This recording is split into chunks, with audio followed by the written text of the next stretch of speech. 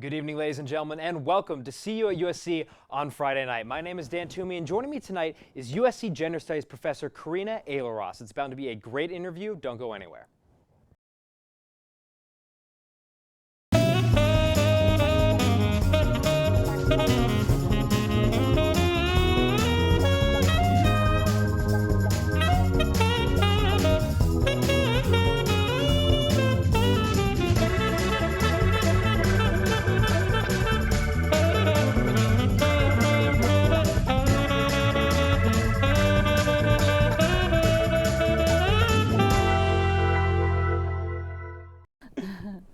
Once again, thank you for joining us. My name is Dan Toomey here for See You at USC on Friday night. And Professor Elieraas, thank you so much for joining us. Thanks it's a pleasure to have you on the show. It's a pleasure. So just for those watching who might not be familiar with what you exactly do at USC, if you wouldn't mind just elaborating upon it. I know you're a gender studies professor, but it seems that you do so much more. Yeah, so I'm a gender studies professor, but I'm very interested in media and sexuality studies and international politics, Middle East. So yeah, I'm kind of all over the map. Yeah, I was going to ask because reading your biography, you have so many different fields of what you delve into. I mean, it's cinema studies, it's gender studies, it's international. I mean, do you sleep? Like, is there any time that you allow for yourself? Or That's a great question. Yeah, the sleep is a challenge. It's interesting because I started off in business, and I never would have imagined the path that I've taken since. So it's been quite an interesting ride. Well, but yeah, I've gone almost everywhere. Well, let's talk about that path for a second. I mean, how did you get from business to where you are now? Yeah, so I was actually working for Accenture for a consulting firm, and I loved the travel, I loved various aspects of it, but I felt like I was really hungry for different conversations that I wasn't able to have.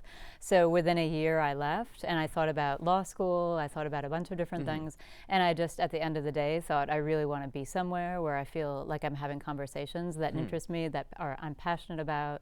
So yeah, that's what led me back to school. Yeah. And I had sworn I would never go. Really?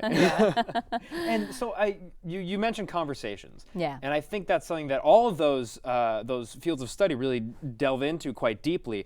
And where do you think, what do you think the conversations, what do you think are the conversations we should be having now about specifically gender studies in America? I mean, we've seen a resurgence of it definitely over the past 10 years, but do you think that we should be talking about something, in particular, or? I think there are a lot of things. I mean, first of all, we should be talking about bathrooms, right? What's going on with bathroom debates around the country. We should be talking about immigration politics, racial and ethnic profiling. We should be talking about beauty politics and what goes on in terms of ageism in Hollywood and how that impacts gender pay, equity, pay equity. So there are a lot of things we should be talking about. And I think especially the media, because we're soaked in a world where we're surrounded by images 24/7. And I think there's such a hard work of actually deconstructing those images that I think is critical to engage in. So I think visual culture especially, there's a lot to say. Yeah, and it's interesting because I think a lot of the preconceived notions about social media is that it's very, it puts so much pressure on people all the time to constantly put yourself out there. And I'm just wondering, in regards to the feminist philosophy, do you think it's retractive to it, or do you think it's more damaging? It's a great question. I mean, social media in its early days, if we look back to the beginning of the internet, it was thought to be this utopian space where technology would somehow be the force that would even the playing field and would allow for anyone to step in and to take on different personae. I think what we realize is that actually internet, cyberspace, these are things that actually amplify the inequalities that already exist. And in terms of social media in particular, there's something that what Ulysses Mejias has called communicative capitalism, which means that we now have to tell everyone all of the time what we're thinking, where we're going, where we're checking in, where we're traveling. There's almost an injunction to have to tell people what you're doing. Yeah, and do you think that's damaging at all? I think it's very damaging. Really? I would love to sort of go back to a world where there was actually privacy still possible. Yes. Yeah, privacy does not exist anymore. Yeah, and if you've read The Circle by Dave Eggers, right, he talks about how basically the future is there is no privacy, and not just that it doesn't exist, but that privacy starts to be construed as something antithetical to the public interest. Okay. And so I think we're moving into that realm. Now, as far as you asking from a gender studies perspective, there are a lot of studies now looking at social media and looking at the negative effect of social media on girls in particular and on their self-esteem. Because social media is an echo chamber. So we see constantly messages, and they're regurgitated and they're recirculated, and they have a damaging effect in many cases on self-esteem. And do you think that I mean, on the flip side of it, it also, I mean, you mentioned earlier how we hear more of those conversations through social media. We hear many perspectives, such as Malala Yousafzai. I mean, her story was amplified by social media. Yes. And I mean, I'd be interested to hear your perspective on that, because you talk about how much social media and technology has affected what you study. Absolutely, yeah. I mean, I think that there's no way to dispute the fact that social media allows for a greater sort of broadcast of issues. So if you think about activism online, for example, through social media, we've all heard the term slacktivism, which means people are just kind of clicking buttons and feeling good about what they're doing.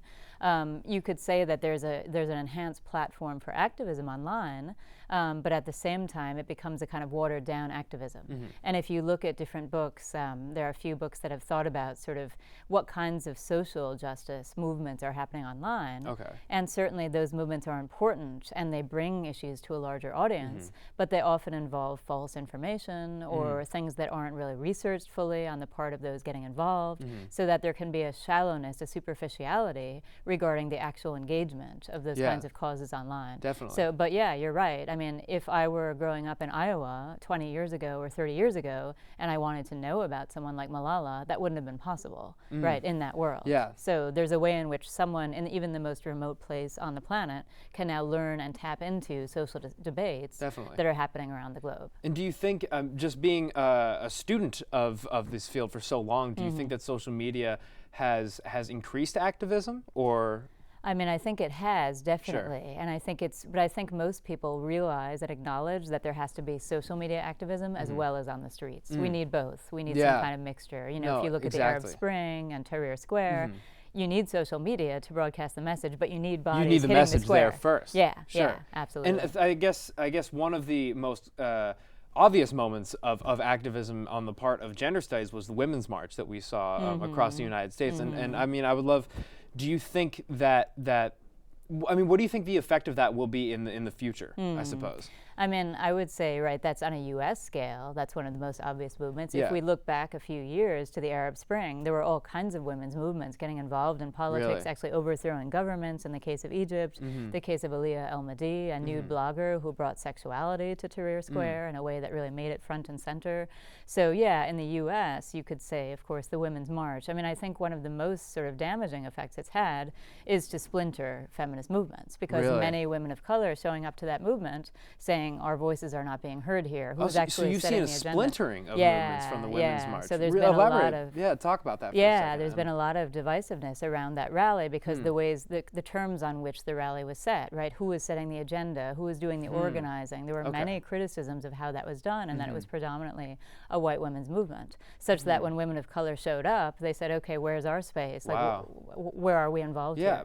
And how do you think you could have seen that being avoided, I guess? I mean, and I understand, I mean, they didn't come out to say, they didn't initiate the movement, rather, by saying, okay, we're going to make this a purely white movement, but it kind of came into that. I mean, is there any way of avoiding that sort of unmistakable quality of it? I mean, that's a question of inclusivity, right? And how it is that movements evolve. And so even if you look at feminist theory or the feminist movement, look at the early days in the United States, right, all of the claims are that in those those early days, that there ends up being a kind of body of people that come together that have the luxury and the privilege and the time and the economic resources to get on the streets and take time off work. And those people overwhelmingly enjoy some kind of privilege. So that's what leads to the splintering. So where do we see the difference, I suppose, between the Women's March and the women's movements of the Arab Spring? I think that's a difference that I would really like to touch upon, just given that I feel as though the position of women in society, and forgive me if I'm overstepping my boundaries, but is very different in the Middle East from what it is in the United States. And does that affect how each movement develops, I suppose? I mean, it does and it doesn't. Sure. Yeah. I mean, I think there are different racial and ethnic dynamics and religious dynamics for that from that perspective that also impact who actually shows up and who's able. But I think that questions of actually, these questions are going to become increasingly important. What is activism? What does it mean? What does the future of activism look like? And if we're saying there's going to be some combo of bodies hitting the streets and people doing something online to raise awareness, then there are going to be these ongoing questions around who has access to these spaces and how does mobility make a difference, right? And who sets the agenda. I think in any movement, these become endless issues that are never really resolved.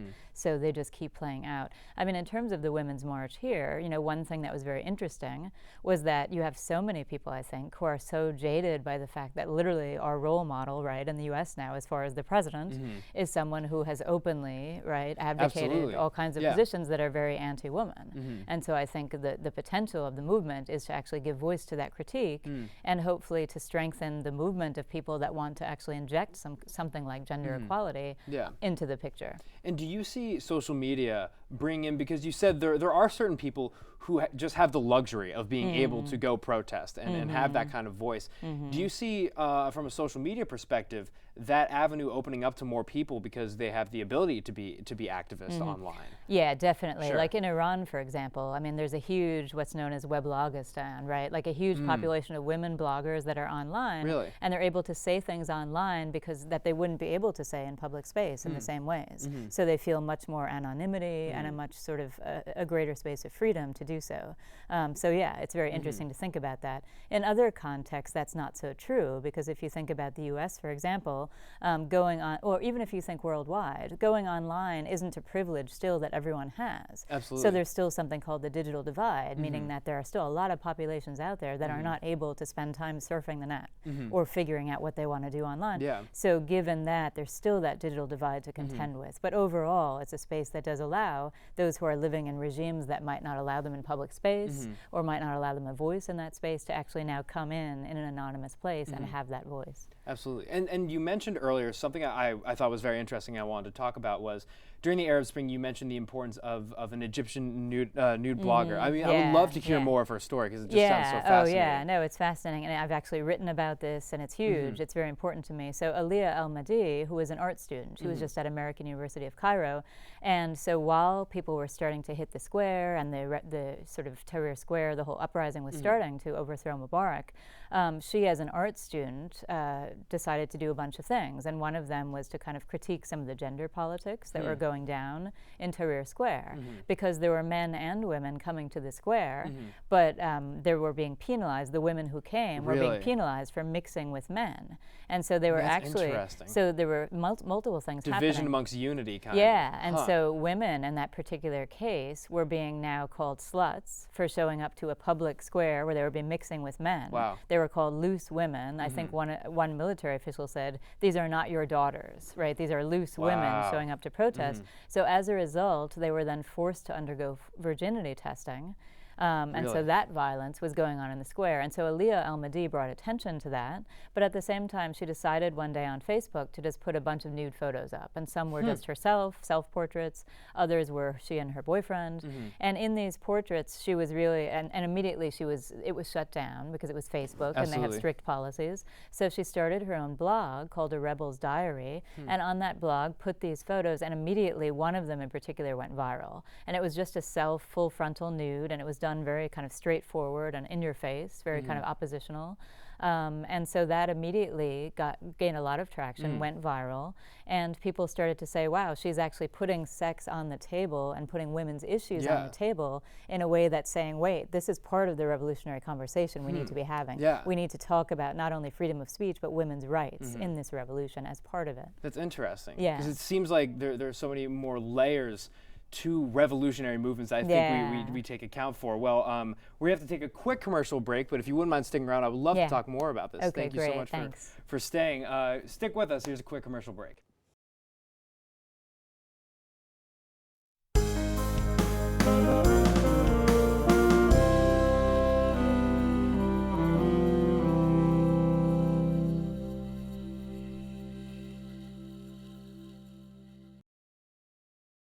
And welcome back to See You at USC on Friday nights. Now, before the commercial break, we were talking about Elieraas Almadi, who is the Egyptian nudist blogger that you were discussing, and I would love to hear more about it because you said that we're just scratching the surface with what we've discussed already. Yes. So please. Yeah. So she released these photos, which went viral online, and then what happened was interesting because we often think that internet activism means you're not at risk, right? It's a safe armchair kind of activism. She shouldn't really be in danger because of that. Whereas you think if your body hits the streets, like if you think to any kind of major movement we've had in protest, like Tiananmen Square years and years ago, when you have the student facing down the tank, you think, oh my gosh, and you're worried that this person may literally be killed.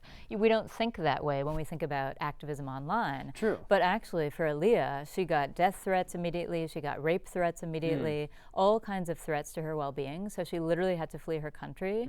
And so then what she did was very interesting because so she left Egypt and was in hiding in Sweden, and then because she had done these nude photos, she became very involved with Femen. They approached her, and Femen, I don't know if you know. No, I don't. Yeah, I was going to ask. So they're an organization based in the Ukraine, but they're very well known around the world because they do topless protests. And so oh yes, yeah. So you've probably seen different, and they actually have a fascinating history as well. They started out as a group that was very interested in women's roles in revolution. They were a study group. They decided to start protesting, and in that protest, they did all kinds of gimmicky things. So first they started wearing all pink outfits and whatever different outfits. Then at one of their protests, one member took off her shirt, and of course immediately all the press ran over and wanted to have pictures and know the story. Yeah. And so they started being, as very savvy manipulators of the media, they started using toplessness as a way to protest. And so that's all they do now. And so of course seeing Elieraas Almadi and what she had done and how much attention it was getting, they immediately went to her and said, hey, do you want to join ranks with us? And so she started doing work with them, and it was very interesting. And they do a kind of street theater. It's like it's nude protest, but it's street theater, and it's very interesting. So she did that for a while, but then she stopped because she said, actually, I feel like I'm not in control here. I feel like they have certain scripts they want me to do, and like I'm not free. So and then she was left. More like tailored towards independence, I to, suppose. yeah, she wanted to not, and also they were critiqued for being Islamophobic. Okay. So that was another very interesting wrinkle. And so ultimately she disengaged from Femen and now continues to just stage her own kind of protest. And what is it all over social media platforms? Or? Mostly it's on social media, yeah. I don't know how much street action she's doing anymore, but with Femen she was doing a lot. That's interesting. Yeah. And so I guess because you mentioned she is Islamist, and do we see other participation from the female Islamist community in the Middle East similar to her case, or is it? I mean, she's not Muslim herself, and she's been very critical.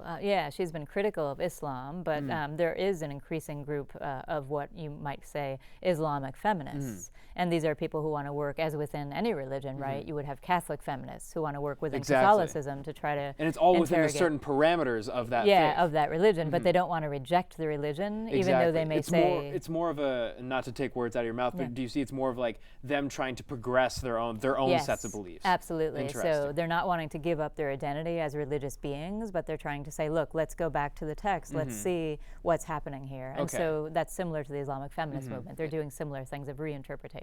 Interesting. Yeah. And now another nation I really wanted to touch on, I was very excited to talk about, is France, because they're facing such divisive elections in the future, and I would love to hear your whole take on that, just given Marie Le Pen's position in France. For those of you who don't know, Marie Le Pen is on the populist side of French politics, and she's running for the election in France. And so I would love to hear your take on the situation, being a scholar of the field. Yeah, I mean, I'm more interested in sort of all of the immigration politics going on around. I mean, I think what we see with Marie Le Pen is clearly a tapping into an increasing xenophobic sentiment that's just going worldwide, right, that we're seeing in France. And it started in all kinds of ways years ago, right, and it's been gaining steam. And now, of course, having Trump in office in the US only kind of helps to promote this very xenophobic anti-immigration discourse. Certainly. So I think it's all of those sentiments that all of Europe is starting to struggle with, whether in the Netherlands, as we saw the other day, right, where there was that possibility that a similar candidate would be elected,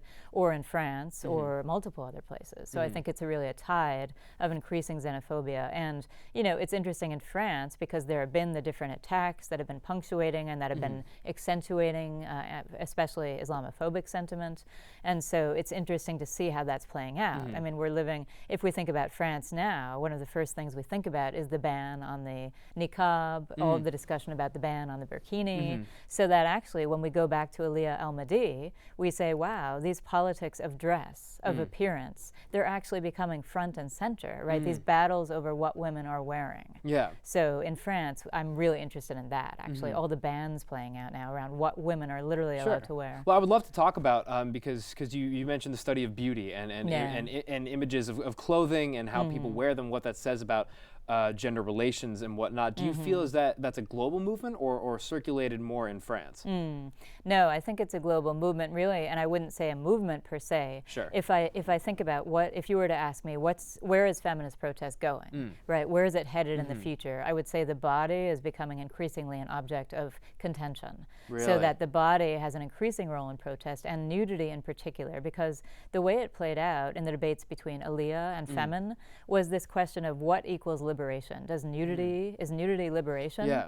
Or is covering liberation from a certain kind of gaze? So there's a real battle going on right now about what the body means when it wears certain kinds of dress and what the gaze has to do with that, the look at that body. Interesting. Where do you stand on that? Do you I find both fascinating. So for example, I have written about Aliyah al-Mahdi. I find her nude protest fascinating, but I find equally interesting a very contentious issue, which is called modest fashion. So last fall, there was the first ever modest fashion movement. It was a fashion show in Istanbul, and now there have been similar shows in London and I think one other place. And New York also had a similar movement during New York Fashion Week. So, and this is basically the modest fashion movement tries to take the hijab and adorn it. Maybe designers will remake it or interpret it, and so it becomes the meaning of it. Yeah, so it becomes a high fashion object, and so then it's about asserting an identity using high fashion. What's funny. very interesting about that and problematic for many is that precisely to wear the hijab and to cover is meant to be a sign of modesty within that religious framework. So for Dolce & Gabbana to come and do a hijab and have that parade on a runway is completely antithetical to those ideals of modesty. Exactly. And yet many who are doing it say, well, we're doing this to actually resist the patriarchal gaze. We're doing this to resist the gaze that would reduce women to bodies that are naked, that are exposed, right? So it's a very interesting tension. And has there been a large backlash against that? There have been a lot of debates because many within the Islamic community say this is incompatible with Muslim ideals, right? It's about piety, it's about modesty, and this kind of showing off of the body, veiled even, is still antithetical to that ideal. So it's really interesting. That is very, and because it seems to me it kind of connects to what we were talking about earlier, where it's women trying to progress their own faith. Yes. I mean, would that fall into that category? Yeah, and it's not only that, right? It's trying to take very loaded symbols religiously and to make them mean something a little bit different. And that, I think, is what's so fascinating, right? Like, how can you take something old and make it mean something new? This is something in a very different context that I've written about with girl bands in the United States in the 1990s, when you would have bands going on stage and writing slut and bitch on their arms, right? Trying to reclaim these very negative stereotypes. So how do you reclaim certain kinds of meanings that work on our bodies and culture? That's an ongoing battle, I think. And a connection I would love to ask you about is, because we're talking a lot about the importance of symbols in this movement, and you being also a scholar of film, do you think that falls into the same category? I think in film we have a lot of symbols that are negotiated all the time, and so I don't know, there haven't been films, for example, about these particular struggles. Sure. But there have been some, right? There's increasing attention, like there was actually a film about the Free the Nipple movement that I think came out last year. So increasingly we're seeing on film some of these debates about looking at the body that are then recast on film. And I think that's kind of fascinating to see. Yeah. Because it seems to me, and you have also done extensive research on Marilyn Monroe. Yes. And I mean, we'll talk about her importance as a symbol, I suppose, for gender. Well, it's interesting because I grew up with a mother who loved Marilyn Monroe, and she was also very feminist, and not in an explicit labeling way, but just as a very strong, brilliant, powerful woman. And so I remember thinking, how does this work? How can my mother, who is this brilliant woman and feminist, like Marilyn Monroe? Because to me, Marilyn Monroe as a kid seemed to embody everything that would like set women back, right? Just this parading and parodying of very gendered roles that were not empowering. And so I struggled with that. I felt like she was a really difficult symbol for me. And so I started to really think about that more actually a few years ago. I went to San Francisco to a museum. And at this museum, there was a particular banner. Actually, it was like a stand advertising a certain exhibit. And on one side of the stand, there was a picture of Marilyn Monroe, and on the other side was a picture of Einstein. And I remember thinking, oh, what an interesting op art kind of piece. Yeah. And so I went to talk to my family about that. It was Thanksgiving. And I remember my brother saying, oh my gosh, as if you could have those two characters on the same side. And it was like a dismissive ridicule. And I actually felt offended about that. But then I thought, you know, what does that tell us, that kind of response? It tells us what I think is a broader story about how something like beauty and intelligence are not thinkable in this culture in the persona of a woman. We don't think they're compatible. We think either someone is hot or they're smart, right? And there have been all kinds of studies. Which is completely limiting. It's so limiting. And there have been all kinds of studies. Lisa Bloom, who did a book, I think, called Dumbing Down or something like this a few years ago, she actually did a bunch of studies of girls who were, say, 7 to 12. And she asked them things like, would you rather win the Nobel Prize or would you rather be hot? Overwhelmingly, the answers were hot, right? Just complete. And then the last question was, would you rather know how to read or be hot? Literally, it was the same answer. Wow. Imagine if you didn't know how to read. Literally, like going to the supermarket, like you literally would be struggling. But people are taught that their self-worth is so tied to beauty, young girls in particular, that they literally feel they have to make the choice and that they'd rather choose being hot. Wow. Well, I think that message really sums up our conversation perfectly, which is fantastic because unfortunately we're all out of time. But Professor, thank you so much for coming on. This has been this conversation has gone by so fast for me. Thank you for watching See You at USC on Friday night. We'll see you on Monday. Great. Thank you so much. This was such a